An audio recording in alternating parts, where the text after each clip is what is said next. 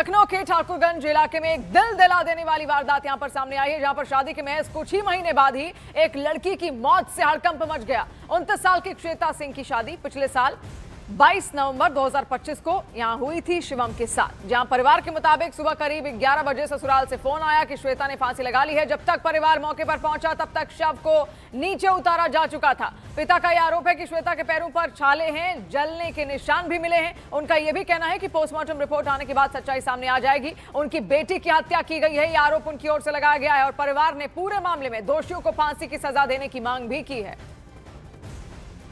त्विषा शर्मा की अभी चिता की आग शांत भी नहीं हुई थी और इन सबके बीच में राजधानी लखनऊ में एक नव विवाहिता की मौत हो गई है। प्रथम दृष्टया मामला सुसाइड का दिख रहा है, लेकिन जो परिजन हैं उनका कहना है कि ऐसी स्थिति नहीं बन सकती। हमारे साथ परिवार के तमाम लोग मौजूद हैं, उनके पिता मौजूद हैं और उनके जीजा, और हम लोग इस वक्त मौजूद हैं पोस्टमार्टम हाउस पर।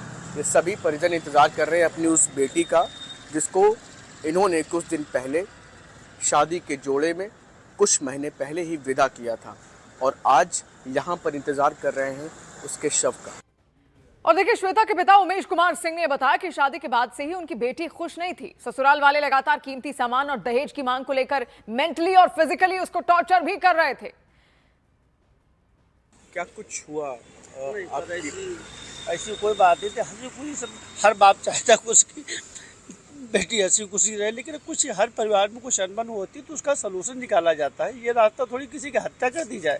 आए दिन दहेज की मांग करना, 4 व्हीलर चाहिए, ये चाहिए, वो चाहिए, अपनी अपनी औकात के बाहर जाकर के शादी की। जो इन्होंने कहा मैंने सब कुछ पूरा किया, बस 4 व्हीलर कार नहीं दे पाए। उसकी वजह से इन्होंने मेरी बेटी की हत्या कर दी, मौत के घाट उतार दिया उसको। कब शादी हुई थी? शादी 22 नवंबर 2025 को हुई थी। 6 महीने यानी 6 महीने 6 महीने हुए थे। मेहतालाल से बालागंज में की थी मैंने। एक एक पैसा जोड़ करके, पेट काट करके मैंने किया था सब कुछ। आज अभी इस हालत के बाद कुछ नहीं बचा। हमारी वाइफ आईसीयू में भर्ती हो, मर रही अलग है, और क्या जवाब दे किसी को। कब से शादी के बाद से ही क्या मांग कर रहे थे बार बार? शादी के एक महीना पर 25 दिन के बाद से डिमांड चालू हो गई थी उनकी। हमने लाख समझाया कि भैया हमारी हैसियत नहीं है, हम नहीं दे सकते हैं, हमारी औकात थी, जितना था आपने कहा पूरा किया, लेकिन अब 8-10 लाख रुपए कार कैसी मेरी औकात है। शादी मैंने अपनी औकात के बाहर जाकर की ताकि बिटिया हमारी खुश रहे। हम गरीबी कर लेंगे लेकिन बिटिया हमारी खुश रहेगी। दामाद आपके क्या करते थे? दामाद में खुद की पैथोलॉजी थी उनकी, लाल कुआं पे बालाजी के नाम से। तो वही कांट्री बेसिस जो हॉस्पिटल से उनका जो जाँच का होता वही उनका, तो दामाद उनके पिताजी दोनों लोग करते थे। इनमें सबसे बड़ा रोल है दामाद का, उनके ससुर का, उनकी सास का, एक उनकी बहन है प्रिया सिंह। इन लोगों ने प्रताड़ित किया, इन्होंने बहुत परेशान किया, मेंटली बहुत परेशान किया। हमारी आपकी बेटी कुछ बताती थी कि ऐसा कुछ कर रहे हैं? बताती थी, लेकिन हमने वो जो कुछ कहती थी कि तुम मुझे हर घर परिवार में होती है, हम कहते नहीं बेटा एडजस्टमेंट करो, हर परिवार में 19-20 चलता रहता है। इसका मतलब ये थोड़ी कि पापा कार है। तुमने कहा ठीक है, हमने कहा है औकात हमारी नहीं है, होगी तो देखेंगे आगे।